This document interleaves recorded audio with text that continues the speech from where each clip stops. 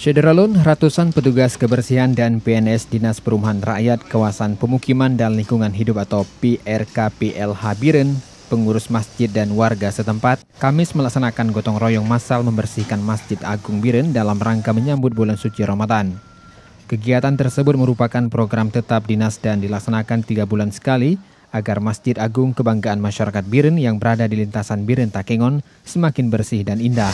Jelang Ramadan, dan ini mungkin program ke depan sampai selanjutnya 3 atau 4 bulan sekali kita adakan program seperti ini.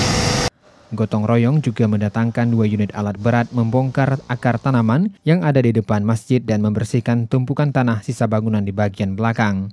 Dari Biren, Yusmandin Idris, Serambi On TV.